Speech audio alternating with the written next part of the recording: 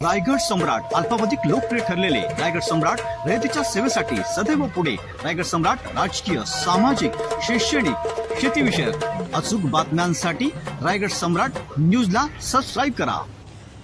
परदेश प्रवासाची 25 गेली 25 वर्ष राजकीय कामगार क्षेत्रात बरोबरीचे मित्र, सहकारी, परिवार, नातेवाईक यांच्यासोबत परदेशी प्रवासाचा उजाळा आठवणी देण्यासाठी परदेशी प्रवासाची 25व्या पुस्तकाचे प्रकाशन आज शनिवार दिनांक 2 ऑगस्ट रोजी दुपारी 2 वाजता सिद्धिविनायक बँक्वेट हॉल शेलघर येथे रामशेठ ठाकूर, जयंत पाटील, संदीप चव्हाण, दिनेश लाड आदी अनेक मान्यवरांच्या उपस्थितीत पुस्तक प्रकाशन सोहळा आज साजरा करण्यात आला।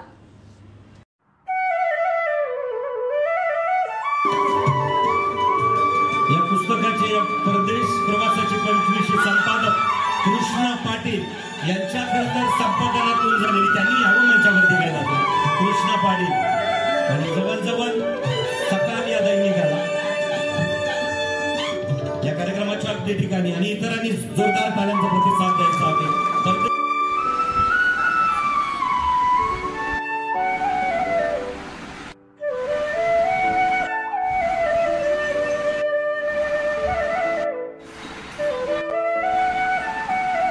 आज जो महेंद्र शेठ खरे यांच्या प्रवासाच्या सुखद आठवणी या पुस्तकात बंदिस्त केल्या ते या पुस्तकाचे संपादक आदरणीय कृष्णा पाटील मध्ये हा एक आपण धरूया का रेअर किंवा ऐतिहासिक प्रसंग आहे।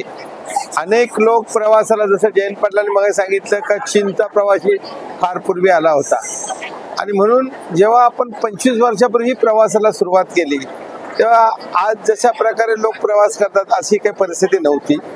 फार फार तर लोकांकडे पगारच 3-4 हजार असायची। परदेश प्रवास आणि विमान प्रवास जसं गॅस सिलेंडर मिळण्यात दुरापास्त होता तसा हा प्रवास फार दुरापास्त होता आणि म्हणून एक जयंत पाटलांच्या नेतृत्वाखाली सर्व सुरू झालं आणि त्याच्या पुढे जाऊन मग पनवेलवाल्यांकडे पैसे आले होते पण हा विजन नव्हता, तो जयंत पाटलांनी दिला आणि म्हणून कुठेतरी आपण सुरुवात झाली, पुढे गेलो आणि मग त्याच्यात जात असताना आम्हाला त्यांनी घेऊन जायचे, सुरुवातीला त्यांनी खर्च करायचे आणि मग याच्यामध्ये कुठेतरी देवाने पैसे दिले मला वाटलं आपण आपल्याला त्यांनी नेलं होतं मग आपण त्या संख्येने लोकांना नेले पाहिजे, लोकांकडे विजन आला पाहिजे आणि जग पाहिलं पाहिजे।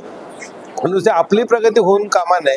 आपल्याला अनेक लोकांना म्हणत होतो 300-400 लोकांना प्रवास करू शकलो पुढच्या टप्प्यात, तर देवाने तेवढा बल दिला आणि म्हणून निश्चितपणे आनंद आहे का मी नुसता फिरलो पण नातेवाईक फिरले नव्हते, गावाले फिरले नव्हते, माझे 5वी ते 10वी पर्यंत शिकलेले विद्यार्थी असतील, कॉलेजचे विद्यार्थी मित्र असतील, सर्व माझा हा परिवार जो आहे कामगार क्षेत्रातला हे सर्वांचं फिरणं आलं आणि या निमित्ताने जयंत पाटील जसं कसं आहे का 2000 साली आम्ही सगळे एकत्र होतो शेका पक्षामध्ये, रामशेठ खासदार, जयंत पाटील MLC, मी जिल्हा परिषदचा सदस्य आणि मग त्याच्यात शक्ल होत गेली तर 2000चा आमचा ग्रुप 50-60चा होता।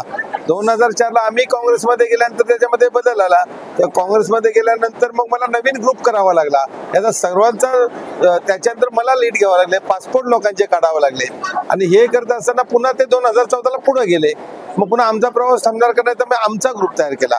आता असं आहे का जयंत पाटलात 11 जण घेऊन चालले, नातेवाईक घेऊन चालले, त्यांचा आता ग्रुप थांबलेला आहे, वैयक्तिक प्रवास आहे। रामशेठ पण आता फक्त मुलं आणि नातवंड घेऊन प्रवास करतात, त्यामुळे आता राहिला तो आमचा ग्रुप राहिला आहे का आम्ही अनेक आता पण 300-400 नवीन पासपोर्ट काढले आणि त्या लोकांना प्रवास घडला आणि म्हणून यांना एक व्यासपीठावर आणून तुम्ही सुरुवात केला, प्रवास थांबलेला नाही, त्यांनी बॅटन हँडओव्हर केली, ती बॅटन अजून आपण चालवतोय आणि माझे नंतरचे सहकार्य आहेत त्यांनी चालवावं असं मला वाटतं। जगाचा प्रवास करता प्रवासाला सुरुवात केला तर 25 वर्ष होत आहेत तर ह्याच्यावरती आम्ही पुस्तक प्रकाशित करतोय। महेंद्र पुस्तक लिहिणार म्हणजे मला नवल वाटलं जरा असतं थोडस,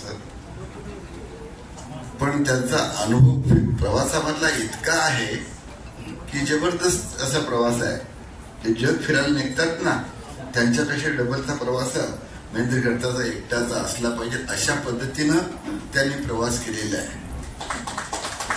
त्याच्या आपण ज्याला म्हणतो एखाद्या माणसाला त्या पायाला भिंगरी लावलेली असते ते सारखा फिरत असतो, महेंद्रगत शेलघरला कधी असतात आणि फॉरेनला कधी असतात हे समजायलाच मार्ग नसतो। आता त्याला त्यातले त्यात चांगलं एक आहे जागतिक स्तरावरती कामगार क्षेत्रात ते काम करतायत, त्याचं प्रतिनिधित्व करायची संधी मिळते आणि त्या ह्याच्यामध्ये ते प्रवास करतात ते ट्रेननं नाही, एसटीनं नाही, विमानानं, त्याची प्रथम क्लासनं. बऱ्याचशा ठिकाणी त्याचा प्रभाव जो असतो ना तो एक्झिक्युटिव्ह क्लासपेक्षाही भारी, जे प्रथम वर्गाच्या याच्यामध्ये जातात. मला ते सांगायला लागले. आता मी त्यांना पहिल्यांदा तो म्हणतोय त्यावरून मी त्यांना प्रवासाला जगात नेलं, फॉरेन दाखवलं वगैरे, पण तो मला तर सांगतो शेठ तुम्ही जरा ते फर्स्ट क्लासनं जा, एक्झिक्युटिव्ह क्लासला नको, ते सेपरेट कॅबिन असते, मग हे आहे ते आहे. साधारणतः मी पण जाऊन पाहिलं, म्हटलं तो सांगतोय आपण जाऊया. मी गेलो 2-4 वेळा. एकंदरीत असं आहे, इच्छा असेल तर मार्ग दिसतो. महेंद्र गडकरींनी आता सांगितलं की त्यांना जिल्हा परिषद दशमी बनवलं, अरुणशेठ भगत मागे बसले, त्यांना पंचायत समिती सदस्य बनवलं. आता बऱ्याचशा लोकांना काय काय बनवायची मला संधी मिळाली, जिथे संधी मिळाली जमेल तितकं मी आपलं करत गेलो.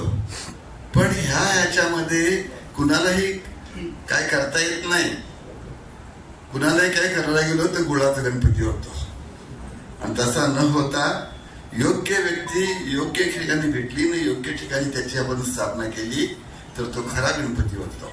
आणि तशा दृष्टीने म्हणून महेंद्र घरात हे हर म्हणणारी माणसं आहेत. तुझं भाग्य आहे बाबा. घरची भाकरी बांधायची आणि काम करायचं हे आमच्या रक्ताने आम्हाला शिकवलेलं होतं. आणि त्यामुळे परदेशी मी जाऊ शकेन की नाही याबद्दल मला साशंकता होती. 2003ला मी जेव्हा असं वाटायचं, नेहमी वाटतंच माणसाला की जावं आपण कुठंतरी बाहेर देश बघून यावं. पण आता माझंही 66 वय आहे. मला वाटलं आता आपली ही इच्छा काही पूर्ण होणार नाही. पण एक महेंद्र शेठ सारखा देव माणूस मला भेटला आणि त्यांनी माझ्या पुस्तक प्रकाशनामध्ये जाहीर केलं की ताई मी तुम्हाला एक परदेश प्रवास घडवणार. आणि खरंच त्या माणसाने मला परदेश प्रवास घडवून आणला. हे ऋण सुद्धा मी त्यांचे आयुष्यभर माझ्या मनामध्ये ठेवीन, कारण हे